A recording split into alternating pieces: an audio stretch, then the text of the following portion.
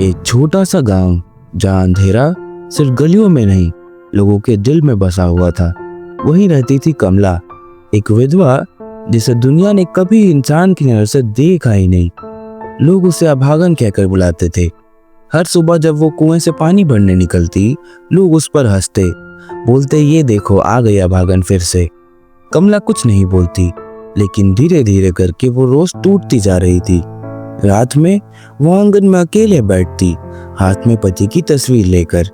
आंखों से आंसू बहते रहते, खुद को कोसती कहकर कि प्रभु मैंने ऐसा क्या बिगाड़ दिया। फिर एक दिन गांव में आते हैं 3 अजीब साधु। उनकी आंखों में एक राज छुपा होता है। वो सीधा कमला की तरफ देखते हैं और कहते हैं तुम्हारे भाग्य में कुछ अलग लिखा है। गांव वाले हैरान रह जाते हैं। जिसे वो जिंदगी भर अभागन समझते थे, उसके लिए साधु खुद उस गांव तक आए। साधु ले जाते हैं कमला को एक गहरे जंगल में और लेते हैं उसकी 3 परीक्षाएं। पहली परीक्षा, इस अंधेरे से मत डरो। अगर तुमने डर जीत लिया तो ये पहला कदम होगा तुम्हारे बदलाव की तरफ। कमला आंखें बंद करती है। चारों तरफ सन्नाटा, कभी कोई परछाई, कभी कोई अजीब आवाज, लेकिन कमला का मन कभी नहीं डगमगाता। सुबह होती है और वो जीत जाती है। दूसरी परीक्षा, अपनी सबसे प्यारी चीज छोड़नी होगी। कमला के पास एक ही चीज थी, उसके पति की तस्वीर, उसकी आखिरी याद। वो तस्वीर को ले जाके तालाब में बहा देती है। दिल टूटता है, लेकिन एक नई सोच उभर के आती है। जिंदगी बदलनी है तो पुराने रिश्तों के मुंह को छोड़ना होगा। और अब तीसरी परीक्षा, सबसे कठिन।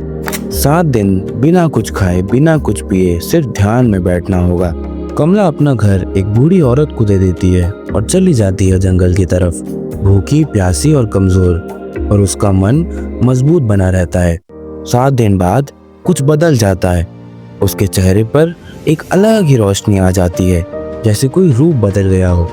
जब वो गांव वापस आती है, लोग उसे पहचान ही नहीं पाते। वो अब कमला नहीं रही, वो एक जागृत शक्ति बन चुकी थी।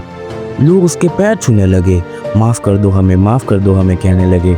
कमला सिर्फ मुस्कुराती, किसी से बैर न रखकर कहती सच्ची ताकत अंदर होती है।